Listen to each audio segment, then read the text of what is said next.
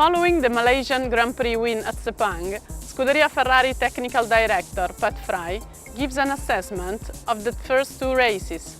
With this analysis of what has been a complicated but exciting start of the season, we relive the Australian and Malaysian Grand Prix. And find out how Maranello is preparing for another back-to-back trip, which will see the team racing in China and Bahrain.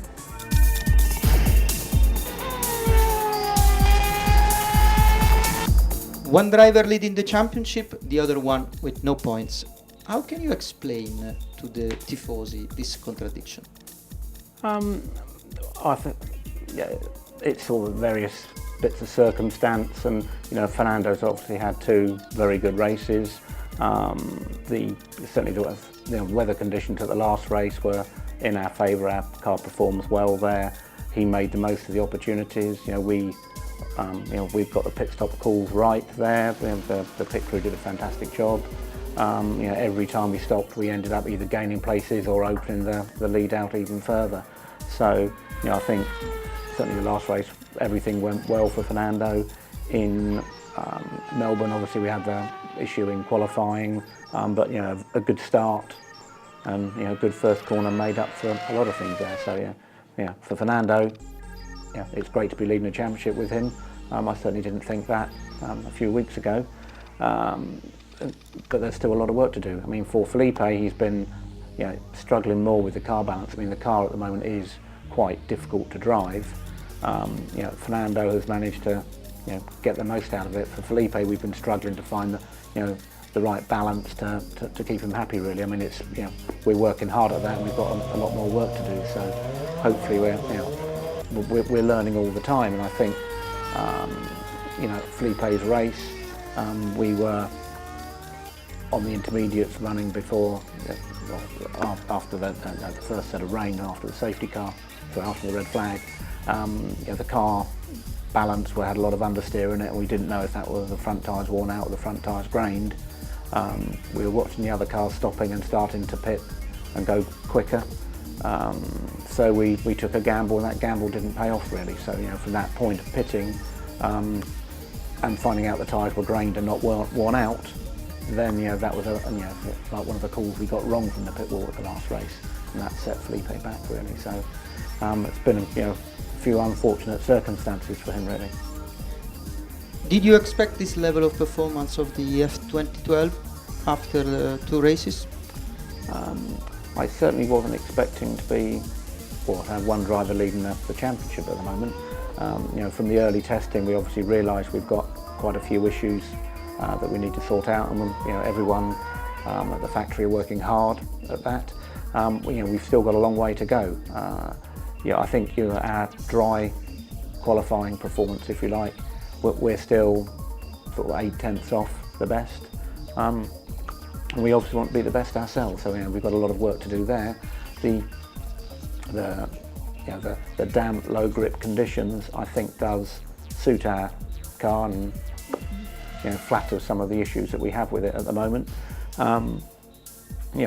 You could see that in Melbourne on Friday when we were running in those sort of conditions, and then you could see it in the race last Sunday.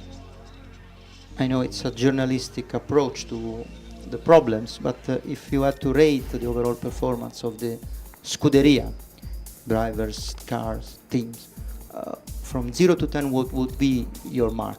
I think I would mark it differently depending on various sections of the company, really. Starting from the team at the track, the mechanics, I think, in Melbourne we had the quickest pit stops. At the last race, the calls that the team made and the actual speed of the pit crews we're always gaining positions or gaining time on others. So I think that's worked very well. Obviously, if you come to ranking the base car performance, we've got a lot of issues. So that I would obviously rank a lot lower, and we've got a lot of work to do. I think the way the team's responding is very good. I mean, obviously, at times like this, it is quite difficult and stressful when when you're trying to play catch up. And I think the way the team is dealing with that has been excellent. The manufacturing side of things, of what they've been working recently, and some of the more aggressive requests that we've made. You know, they've done an outstanding job in trying to support us. So, all in all, I think it's been a great team effort from the design, manufacturing.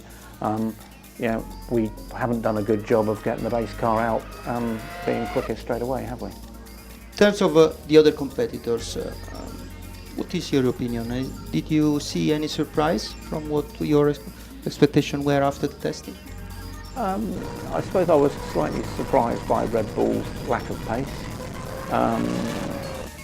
McLaren, I think, were looking relatively quick, but I would have had them the other way round if you asked me to guess 1 month ago.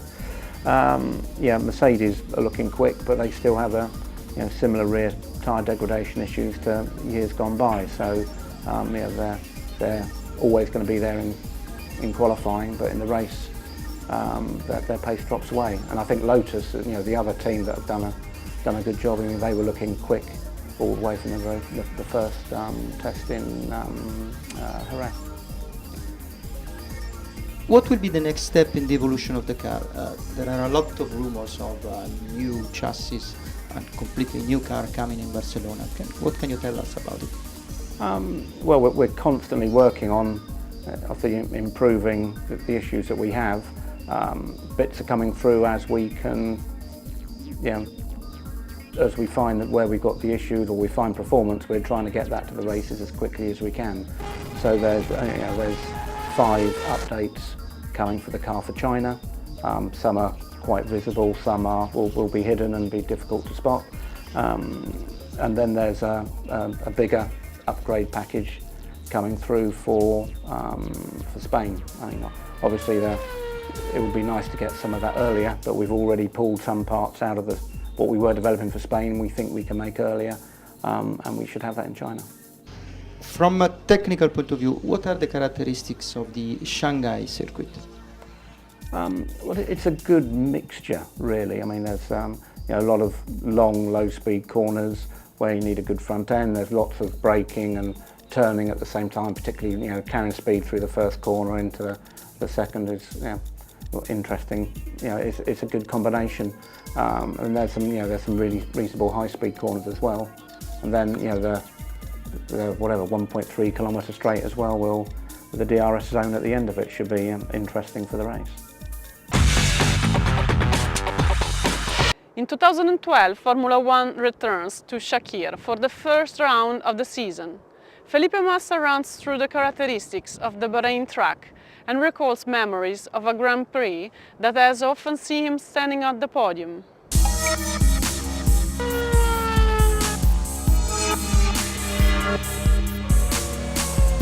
You spent a few days in Maranello after the race in Malaysia. What was your feeling? More disappointed, more angry?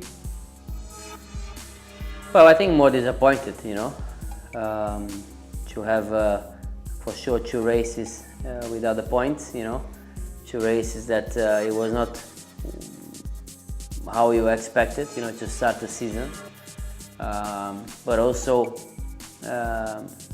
angry to find everything back, So I spent many days in Maranello doing a lot of meetings, simulators, and just trying to understand everything happens, And I think it was very, very positive, to be here in Maranello to understand everything, going through every point, analyzing the races, analyzing everything happens, and also trying to change, I think this is, you're angry for that, and really believe that is where we can find and what we will find. In your career you had several very difficult moments. In your view, this is one of the most complicated?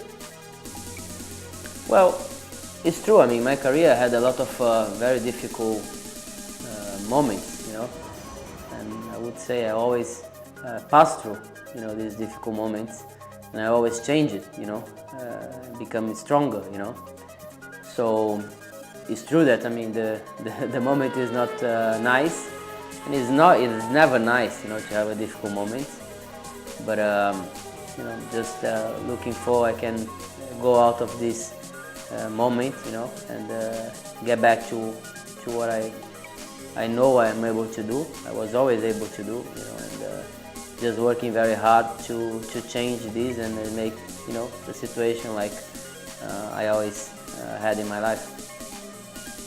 In the past days, Montezemolo, Domenicali, and Fernando as well said nice things, nice words about you.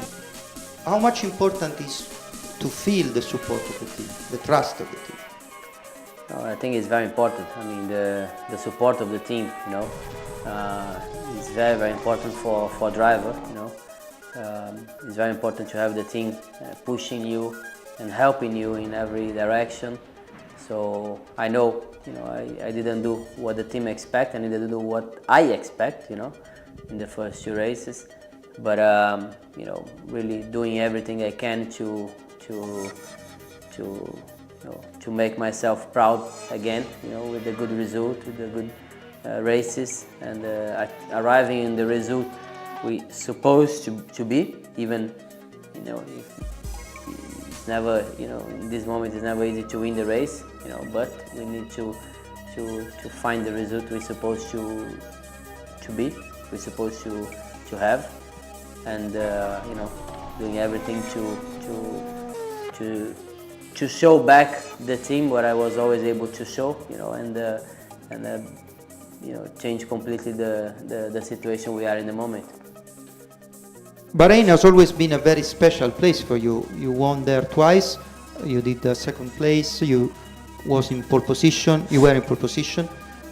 Are you happy about coming back in Bahrain? Yes, I'm happy. I think it's a very nice track. I always enjoy to race in Bahrain. I always have had great results in this track, so I think it's very positive to be back there, you know, to race in Bahrain. And you know, I always enjoyed Bahrain as well, you know, the place, and so hope we can have a good race there and a similar result we always had in this track. Can you describe us the main characteristics of the track and what a car needs to be a winning car there? Well, Bahrain is a track that you have some straights, long, a lot of strong brakings, you know, straight line brakings, slow corners, traction is very important. So, but also looking how long is the straights is important to have a good speed as well, you know, a good top speed. So I think if you can put all these three things together, you can have a competitive car in Bahrain. So we're working for that. Bahrain is one of the tracks which look to be very special for you, like Turkey, like Interlagos. What is your opinion? Why there are tracks which are special in terms of the result, in terms of feeling driving there? Oh, I think every driver, you know, prefers some kind of tracks compared to the other kind of tracks, and I think Bahrain, Turkey, and Interlagos is 3 different types of tracks, you know. So Bahrain you have these long straights, you know, strong braking, straight line brakings, you know, slow corners, traction, you know, even some high speed, but you know, less than these difficult corners. Turkey you have a lot of high speed corners, a lot of change of directions, and Interlagos is also a completely different layout, you know. So I think this is, you know, just maybe related to the driver, that you enjoy the track, you enjoy the corners, you know, it's more your type, you know. But it's difficult to explain, you know. So even the supporters, you know, tifosi. In Bahrain you don't have so many people, you know. In Turkey as well was always empty. But Interlagos is always full of people, you know, supporting you. I think this is also something that helps you as well, you know. As a driver, when you know that you are going to race in a place which you've been competitive in the past, does it make you a bit happier? Yeah, I think so. I think, you know, the psychology, you know, point is always important, you know, to you know, positive histories always help, you know. So I think it's important to race in a place that you always had a good result. I think helps you more. With Luca Lenzi, Scuderia Ferrari electronic engineer, we find out more about KERS, the system which partially recovers the energy generated during braking in mechanical or electrical form, which can they be reused to drive the vehicle or power its electronic systems.